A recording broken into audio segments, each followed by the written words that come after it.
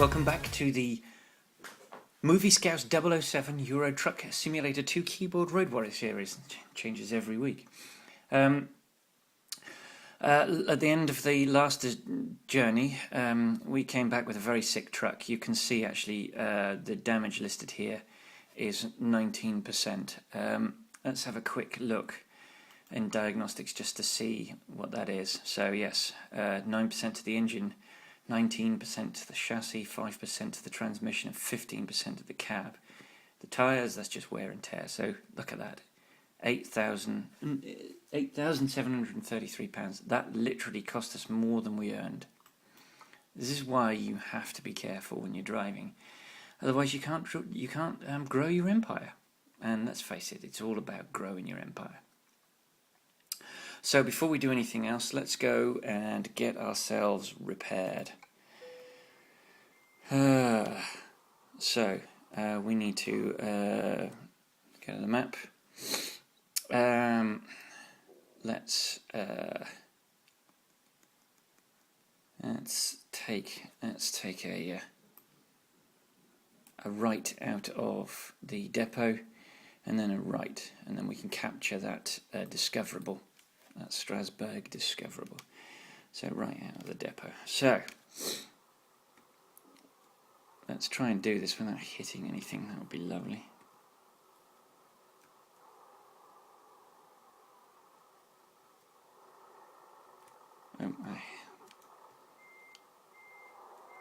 Of course, I hit the engine off button. I feared that was more engine damage, but no, it's the engine off button. So, as you can see, every penny at this stage of the game is vital. You really need to. So let's double check where we're going. Down. Okay, right, and then right again.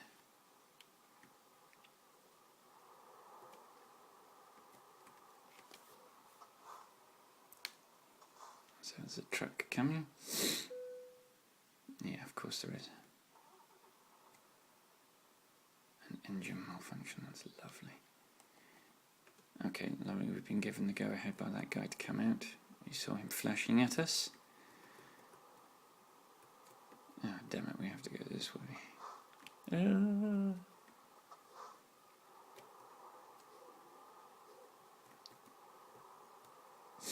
Actually, no. Oh, do you hear that? Actually, I'll turn up the volume of the game just a little bit so you can hear the funny noises that the game makes.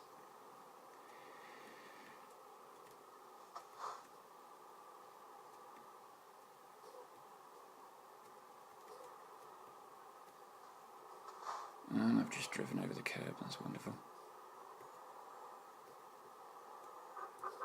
Oh, can you hear that? That's not good.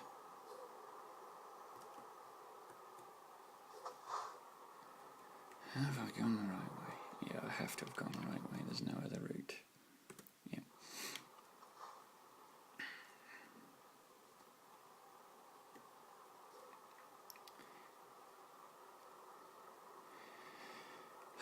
So we're going to be down to about 41,000. So at the moment I'm relying on John to get me out of this hole.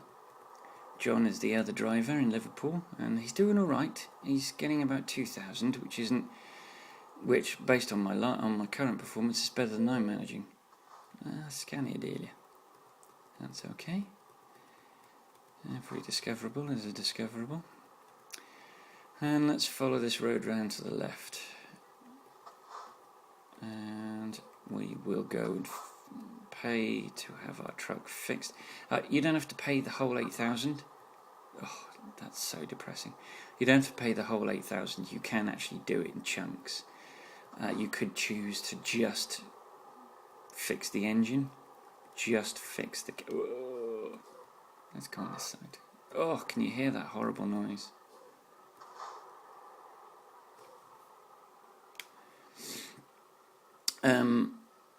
But no, I'm gonna have everything fixed. I want a nice pristine truck when I collect my next load. Obviously, we're going to stick to our ethos of trying to go to, if one's on offer, a place that we've not been to before. That's why we came to Strasbourg.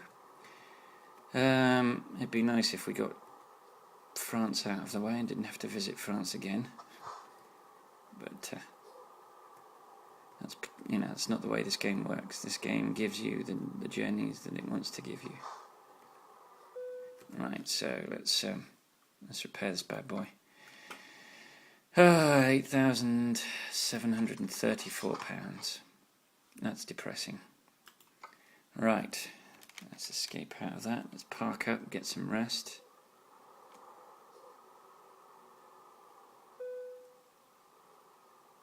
And then be ready for the next journey. So as soon as we've got our rest, we'll let's search for our new job. Oh dear. Between a loan instalment and John not being able to find a job, we actually went down a lot there. That little round cost us greatly. So let's escape to the menu, go to the job market, go to the freight market. Have we been to London? Yeah, we've been to London. Where's Oda? Oda's in Norway. We've not been to Norway. 13,000. Yeah. Let's go to Oda. Hang on, let's sorry. Where's that again?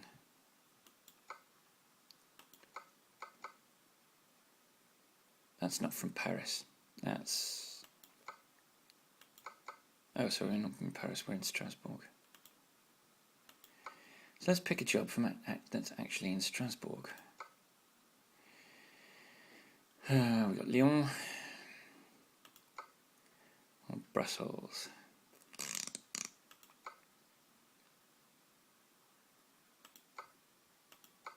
Let's go to Lyon. Let's try and get as much of France out of the way as possible. So we're rested. We're good to go. So, and we're fully fixed. So our lorry's in good nick. Let's try and keep it that way. We just gotta wait for someone to let us out or give us a gap. Are they gonna? No, he's not gonna. And there's a bus, and the buses are a little bit suicidal. They don't stop, and buses seem to think they're as invulnerable as trucks are, even though their construction is a tiny little bit more flimsy. So, after our disaster journey to Strasbourg, let's try and be a bit more careful on our way to Lyon, if we can. And we are relying somewhat on this guy not sitting here forever. Why are we...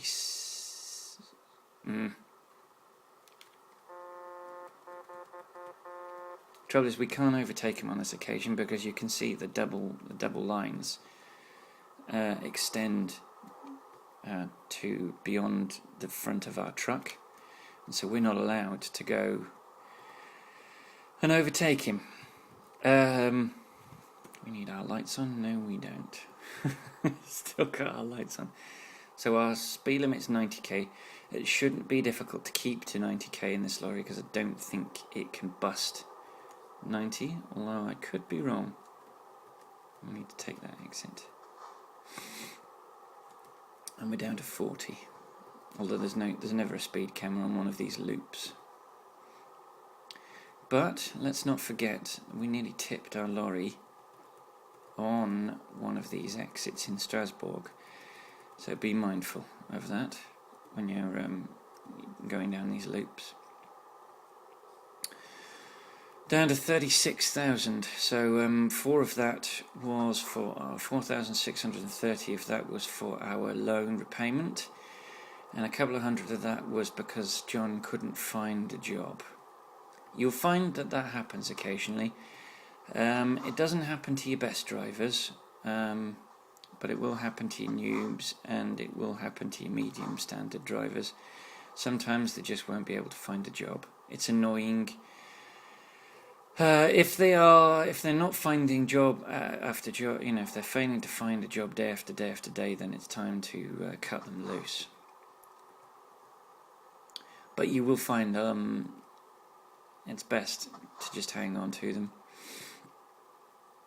They will find jobs. You just gotta give them a shot. So I think that this WGCC is where we get our job from.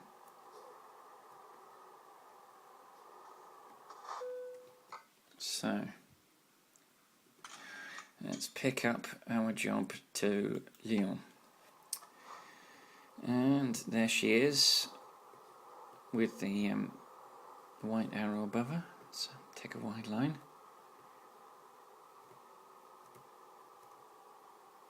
And then pull.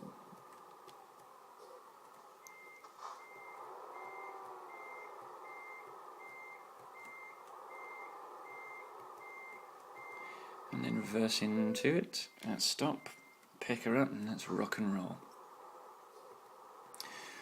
So we're rested, we've got a relatively full tank of gas, so that should keep us going until we get to Lyon.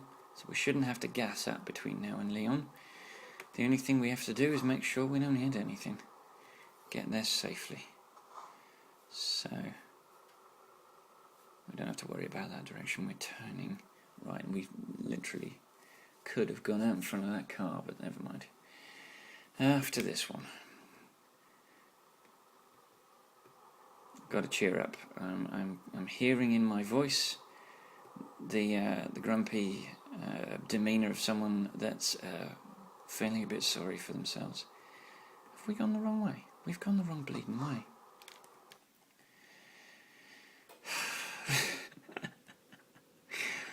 Okay. We're going to take a left, and then a left, and then a left, and then we'll get ourselves back in the right direction. Oh, for crying out loud. Are we, we're not at traffic lights now.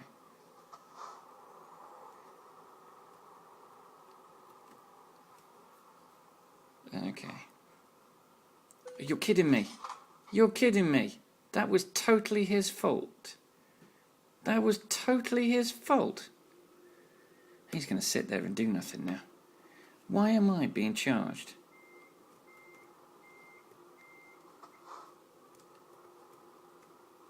Oh, that makes me angry now.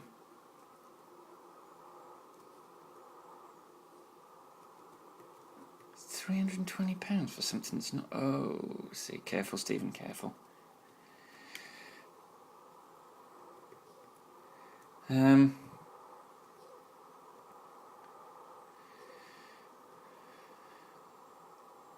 As if I wasn't unhappy enough as it was. See, I told you that the buses were kamikazes, and they truly are kamikaze.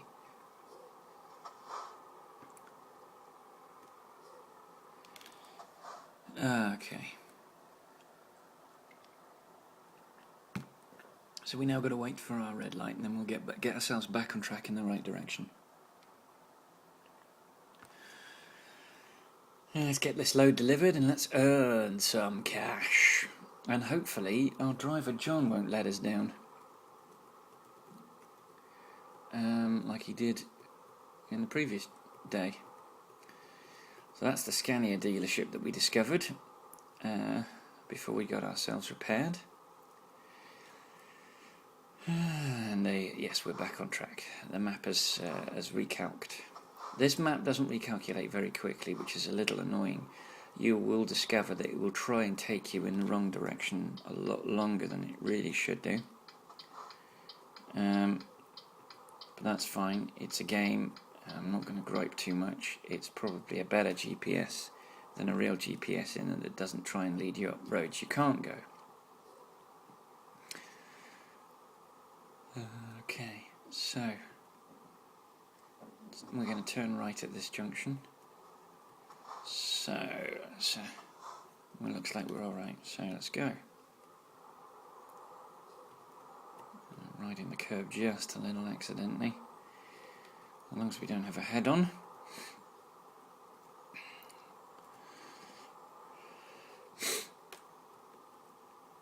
So right turn.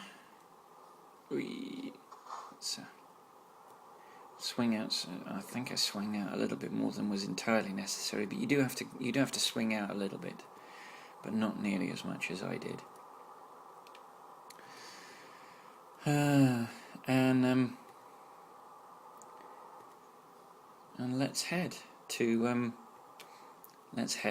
Lyon. I want to talk about Christmas in this episode. I'm in a Grinchy enough mood to spoil Christmas. The current bad mood based on the previous journey and the bus crashing into us and costing us £320.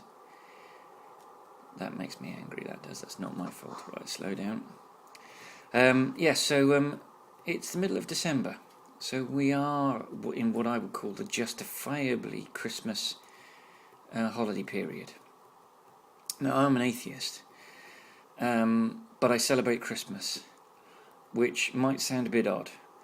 But as far as I am concerned, Christmas is no longer a religious holiday. It hasn't been for quite a long time. For me, it's a holiday about family. It's about gathering together. It's about lavishing love and on your family. It's about sharing your good fortune, buying them something that makes them happy, giving them love, getting all well fed together and getting a little bit tipsy, and sort of just for me, it's about gathering together. Now, it's going to be a little bit of a weird Christmas for me. For the second time in my life, I'm spending Christmas without the bulk of my family, which makes me a little bit sad. And I'm sharing it with my wife's parents. But the previous occasion I hadn't spent it with my family. I'd also spent it with her two siblings as well. She's got a brother and a sister, but they're both in America for this Christmas. So it's just going to be her parents. So it's going to be quite a small gathering, just the four of us. So that's not what I was expecting. I was expecting to at least spend Christmas with a bit more of her family, But I'm in my mid-40s. Her parents are in their early 60s. My wife is in her late 20s. So it's not. There's none of the magic of Christmas that you get when there are children in the house. Now, until 2010, I had kind of lost the spirit of Christmas, as it were. I call it spirit. And when I say spirit, I mean in the non-religious sense. I mean in the sense of Christmas really, for me, is about... Christmas is for kids. And I've got a 4-year-old nephew, and I love my 4-year-old nephew an awful lot.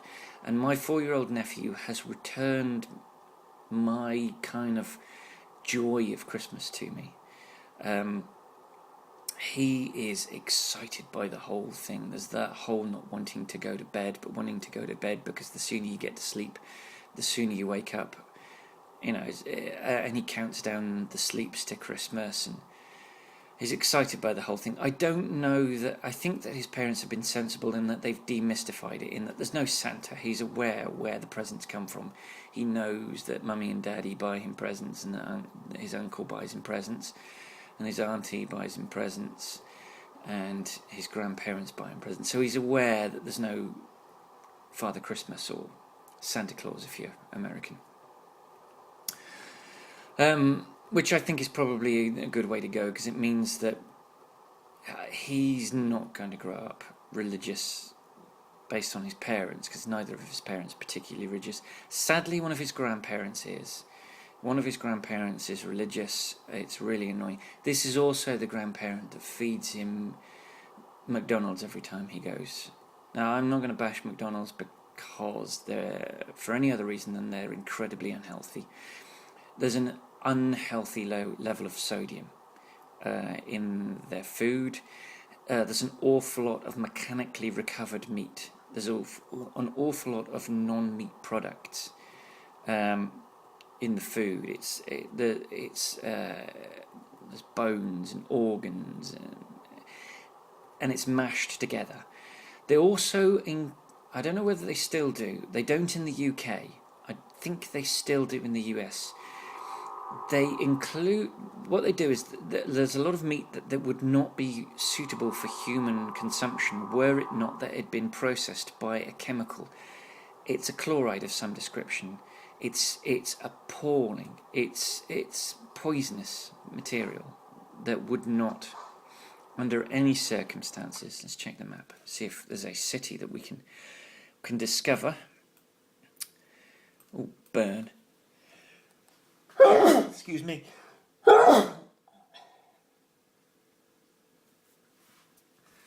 Bern, yes, we can discover Bern. So we will discover Bern if we can. I think we can discover Bern. That would be good. We get a discoverable in Bern, and then we can get back onto the motorway and get back onto the one. But it's a little way away yet, actually. I'm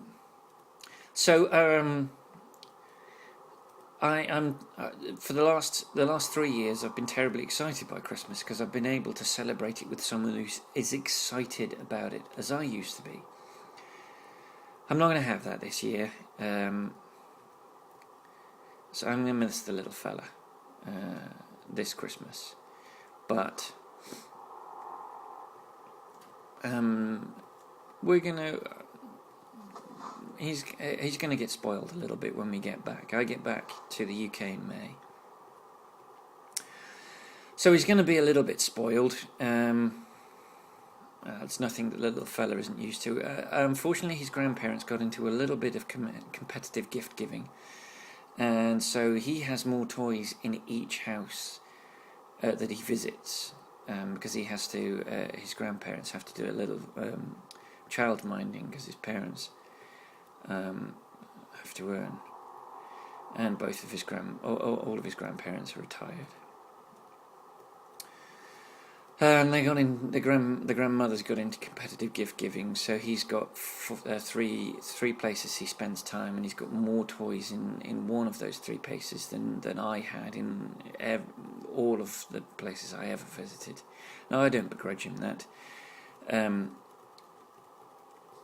As a country, we've got more disposable income than we had before. His parents haven't necessarily got much disposable income. Hence, he has to spend a lot of time with his grandparents. But his grandparents have got significantly more disposable income than my grandparents ever had. And so they're able to lavish that upon him. I'm kind of worried that he's going to get a little spoiled. He's allowed to do things at his maternal grandparents' house that no one on the paternal side would think of allowing him to do. And as I said, he's allowed to eat food that I wouldn't feed my dog if I had a dog. Never mind my nephew. I think my nephew should never be exposed to that kind of disgusting, unhealthy food at his stage of physical development. You can get away with it once you're developed. But a youngster should never be exposed to that kind of appalling diet. And without meaning to be horrible, the particular grandmother that feeds him McDonald's is enormous. She has to spend a lot of time sitting down. She can't walk very far. When she does walk, she has to do it with the aid of sticks. I think that's because her diet's been particularly fatty and appalling.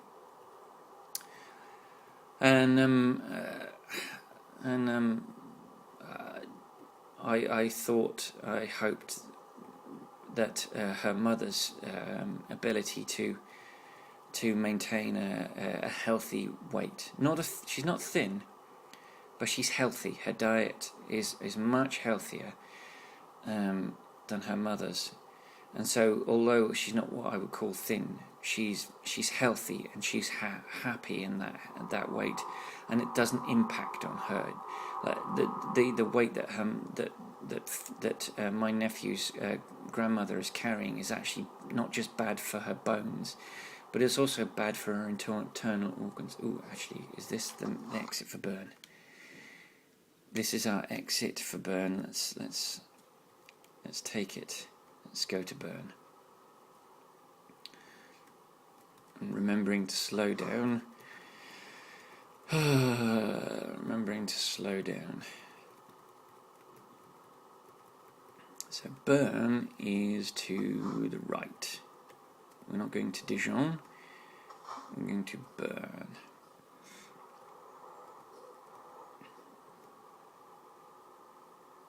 And we've got a little bit of a lane. Please don't crash into us. Yeah, there's no one to clear. Oh gosh, we really cut that corner.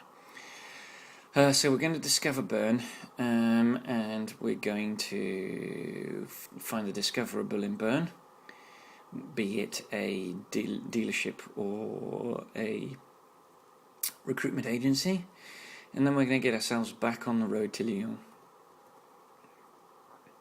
Not Lyon, Lyon. What speed limit have we got around here? Just out of interest, what speed limit have we got here? Oh, we need to get in that lane. Oh, actually, we were all right. That was me looking at the clock. Quick look at the map. Let's go in a little bit. Okay. Okay, let's second right, do the loop, and then get back on the motorway.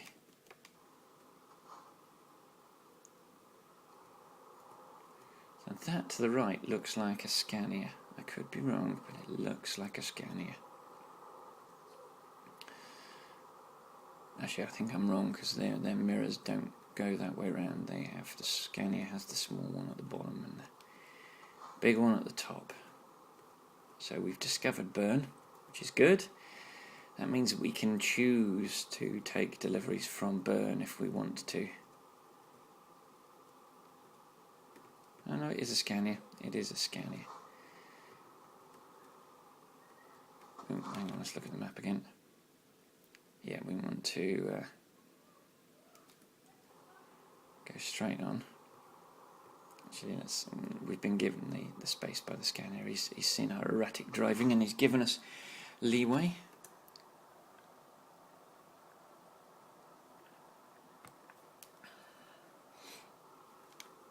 So, let's rock and roll. Actually, out of interest, how far is Bern from Lyon? Blimey, we do have a long way to go, a lot longer than I thought to Lyon. We might not be able to do this in one go. I might have to split this video in two.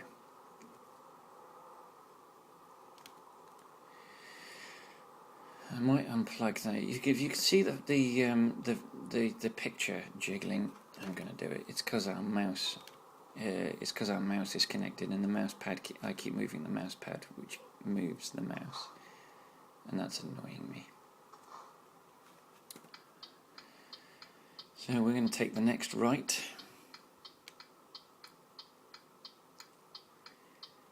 We're going to do a loop, find the discoverable, and then get on the road.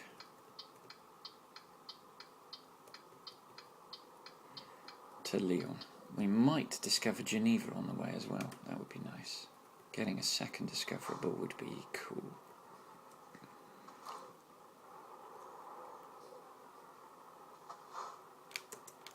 And so yeah, I love Christmas. And I'm gonna miss my nephew and the whole Christmas vibe this year.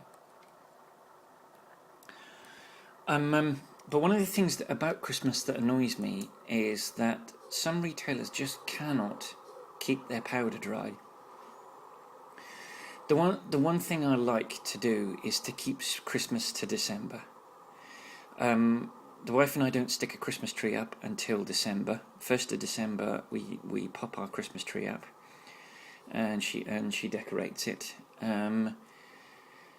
If I see something, I will buy it before Christmas. Let's turn right here. But in general, damn it, we took down that road sign. So have we done any damage? No, we've not done any damage. So we're. Oh, look at that bridge. See, I love it when they include things like that. That bridge is very much specific to this part of the map, and I love that. So yes, I don't like seeing anything Christmas related until December.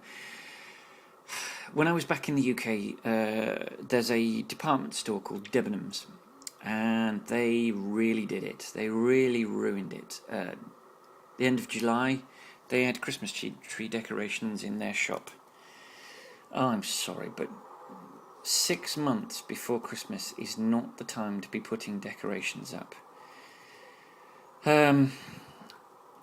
Most places start doing it in September, which is annoying. I do not want to see anything Christmas. Oh, we found a MAN truck dealership. I do not want to see anything Christmas related until December. I do not. Have we gone forward enough? Come on, come on. Yes. Good.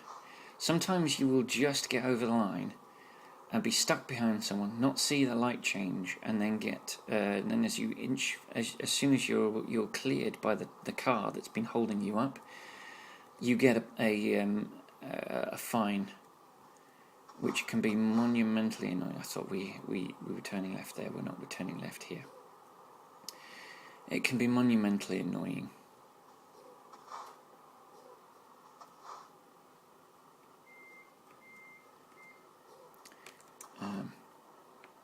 Yeah, I'm gonna have to divide this video in two because I'm not gonna be able to make it all in one go.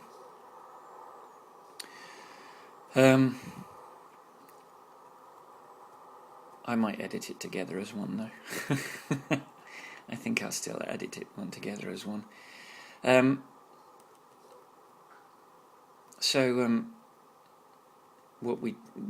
What I tend to do is I tend to ignore everything Christmas related until the 1st of December. As an atheist, I've come full circle on the whole Advent calendar thing. I never really liked them before because I found them a bit cheesy. And then last year, Lego did a Star Wars Advent calendar. Well, they've been doing it for 2 years on the trot, but I discovered them last year. And I thought they were fantastic. Oh, it was a fantastic way of expanding your Lego, the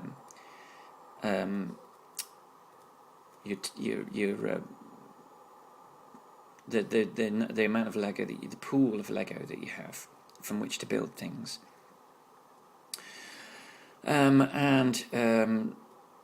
The wife got me a massive Millennium Falcon Lego kit because she's wonderful. She's a wonderful wife. Oops. And so I've got quite a large in the UK. Back in the UK, in a lockup somewhere in Guildford, I've got a huge collection of Lego because I've got a couple of big bits of Lego now, which is fantastic. And I had a point.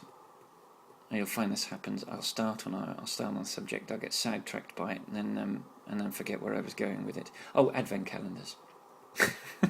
There you go, Advent calendars. So I've got this huge collection. I got this Lego Advent calendar. It was fantastic. I was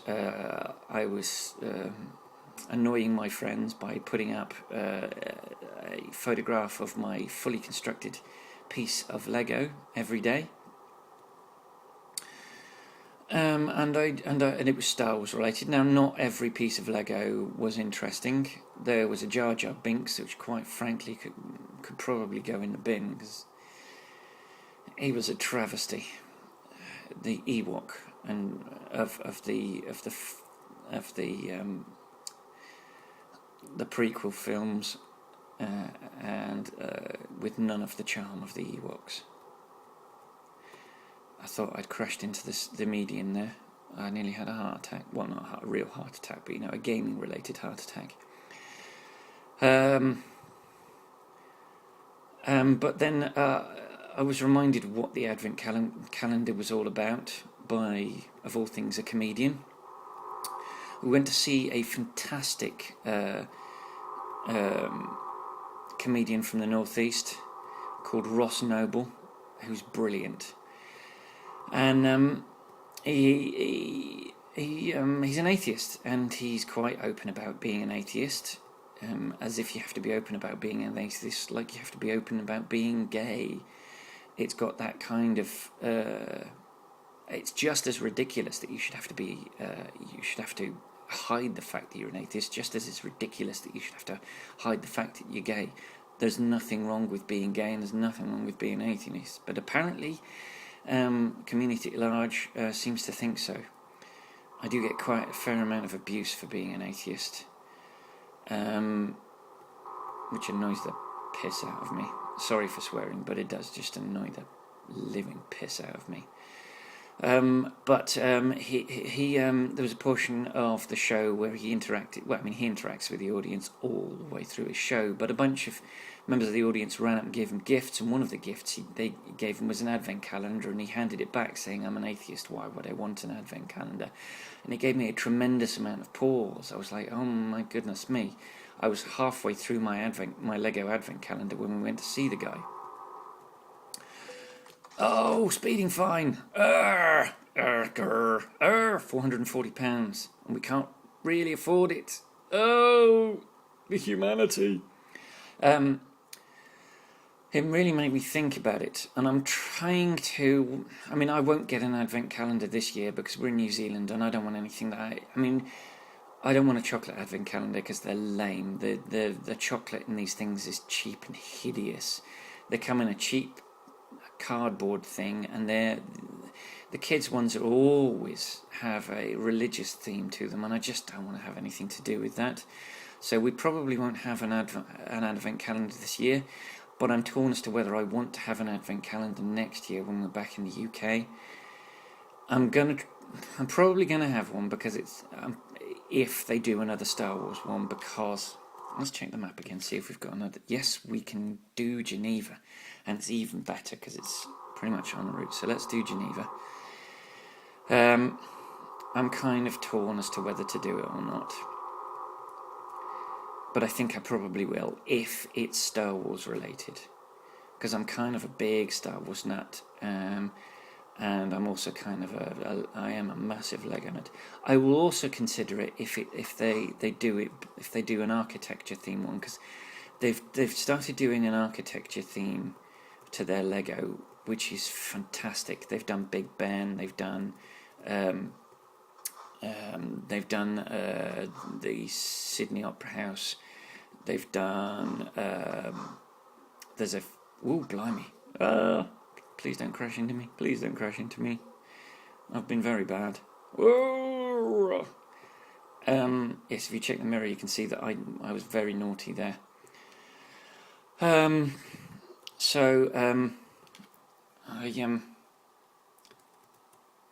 was trying to do two things at once there.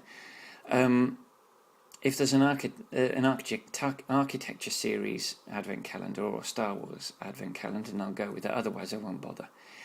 I won't have any kind of advent calendar. But we've got friends, and we bought them a lovely kind of... It's like a Christmas stocking themed advent calendar, and we filled them with chocolates and treats and sweets, and they absolutely love it. And now what they do is they each get like one of them gets the even days and the other gets the odd days, and we've discovered Geneva. Let's quickly check the map. Oh, 2 discoverables. That usually means... I'll plug my mouse back in. That usually means a truck, a truck dealership, and right. So we go left, and then we follow it round. Okay. So let's get in the left-hand lane because we've got to go left.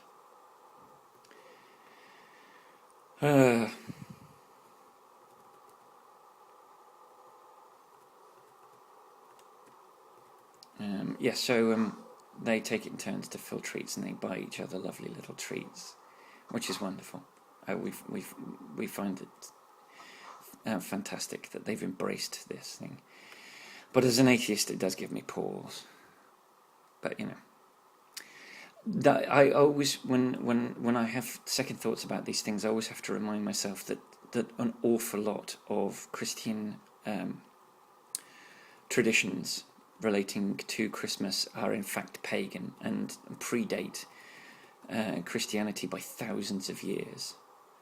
So I need to turn right, which means I need to wait for that van to go. You can look at it in those terms, that they're actually not Christian traditions, but in fact pagan traditions, and I'm actually fine with pagan traditions, because pagan. Oh, we got a recruitment agency. Let's see what flag is fluttering outside the dealership. Ah, curses. Let's check the map. Okay, my iPhone crapped up again, so the low-tech nature of this playthrough is making its presence felt once more. Okay, so we were talking about pagan traditions and how I was fine with them.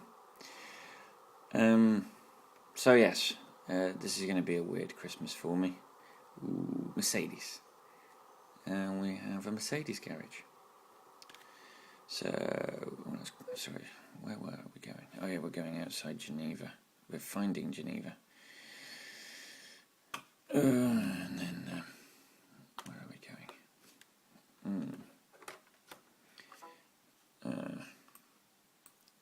Lyon. So we're going to Lyon. Okay.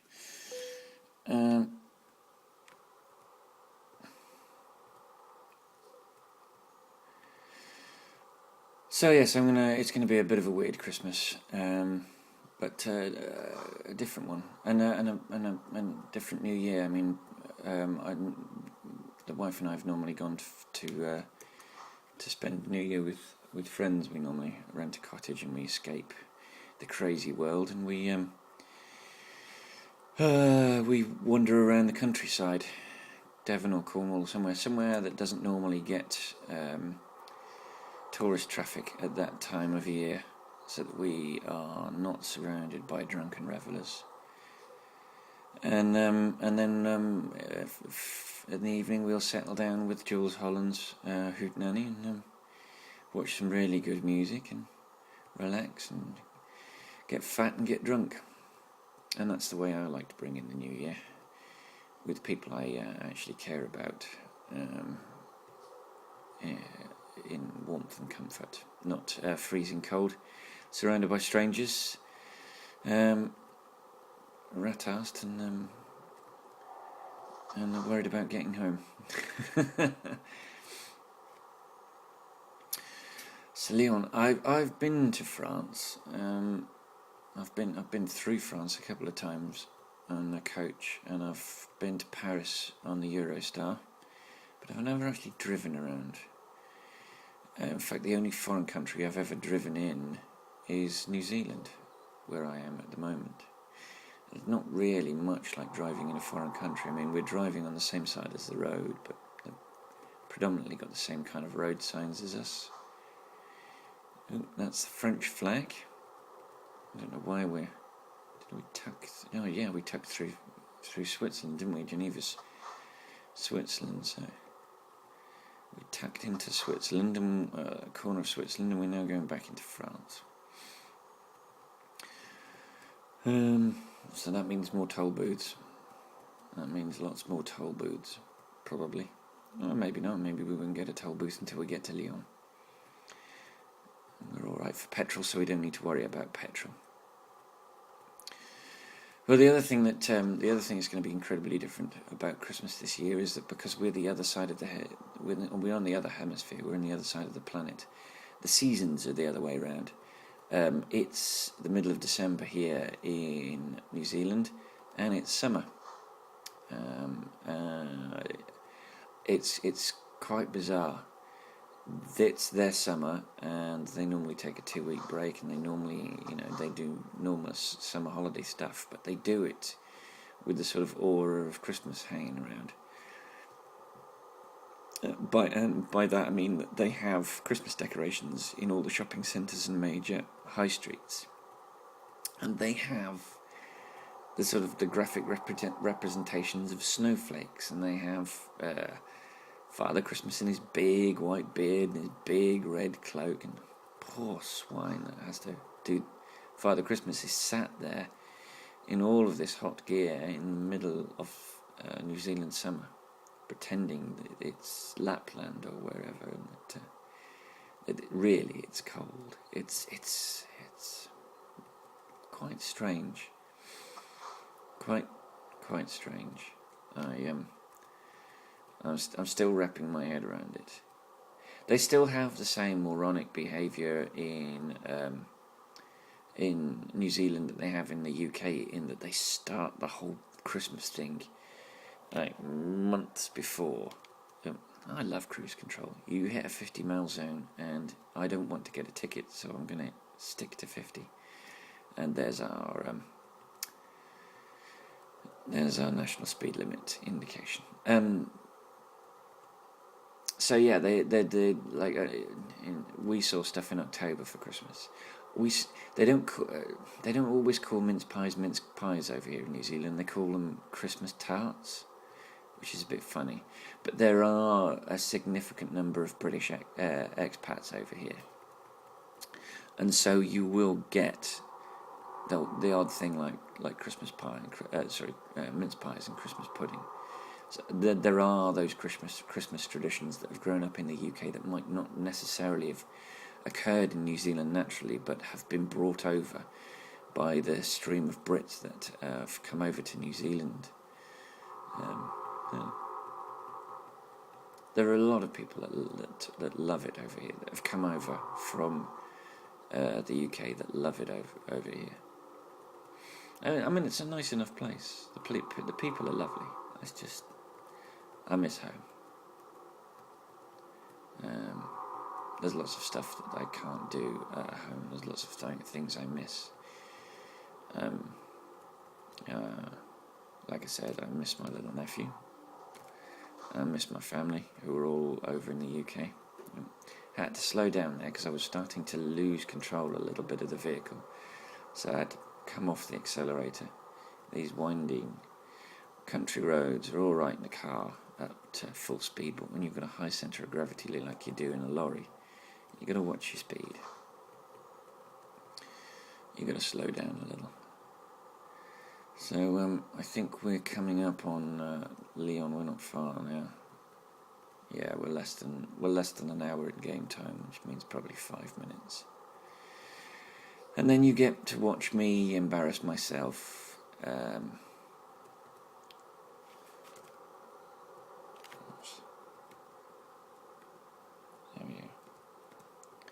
wonder why everything was starting to look a little bit dim. Yeah, my driving there got a little bit ragged because it was trying to work out whether I had the lights on or not.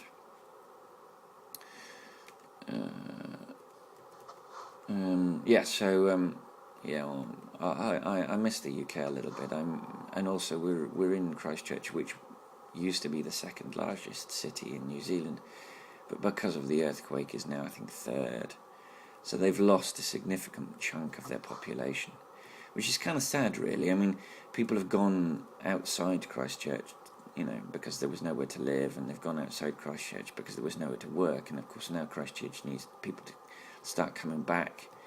A lot of those people may never, they may never come back. They might be settled where they are. So a giant catastrophic event like this can have catastrophic effects for a big place like that. It depends on the city. I mean, San Francisco had an earthquake, I think, in the 80s, and you wouldn't know that now. Yeah, we're talking 20 odd years later, and you wouldn't know that there'd been an earthquake. And I'm kind of hoping, for Christchurch's sake, that's what happens for them, is that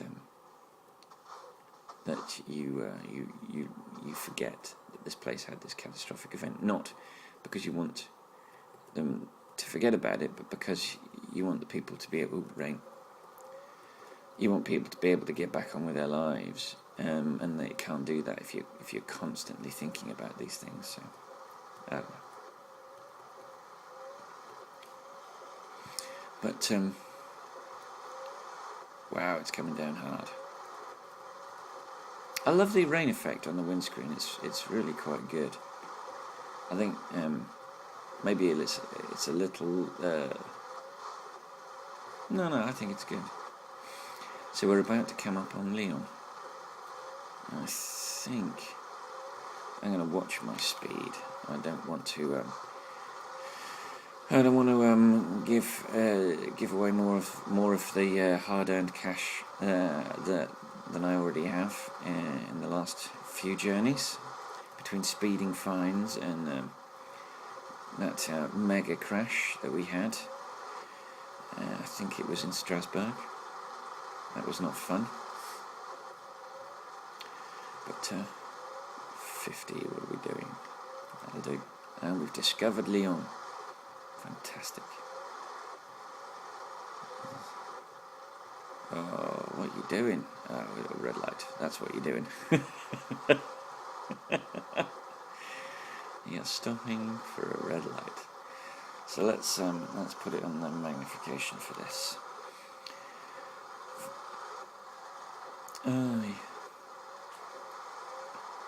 So it's quite. It's interesting being in a new, in a different country and in a different city, where they've got different holidays. Oh, I needed to be in that other lane because I'm turning left here. They've got different holidays. They had a holiday over here called Labour Day. They celebrate Anzac Day, which is Australia and New Zealand's armed forces holiday. Is this it? I think this might be it. I think this might be where we drop off our load. Yeah, it is. I think it is indeed. It's where we drop off our load. So let's go in. Right, you're about to see some more appalling parking, and what is worse is it's raining, so I won't be able to see very much, which makes it even worse.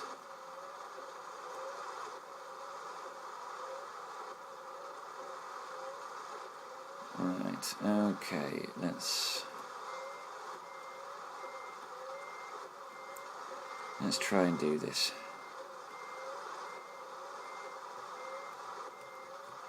Let's try and do this. No.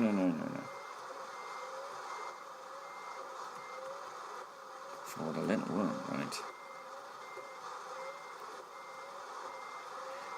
I think we need to... No. The way. That's it. Let's straighten up a little bit so we don't overcook it. And try and get the right angle. Yeah, I know I can cheat, but I'm not going to. I don't want to.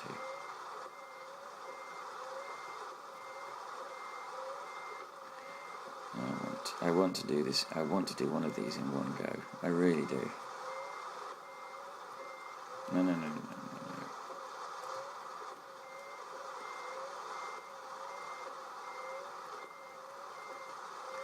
One of these in one go, and it's not going to be today. No, it's not going to be today. Oh, now we're tired. Thank you so much. So much for that.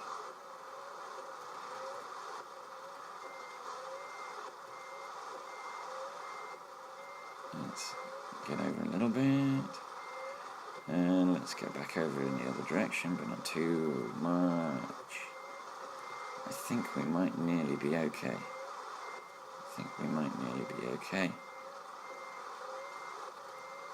Is that it? No, it's not, apparently. What have we done wrong?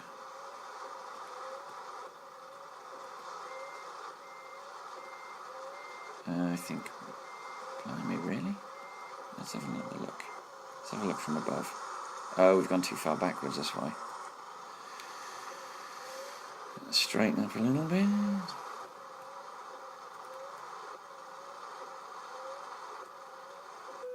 There we go, we're golden.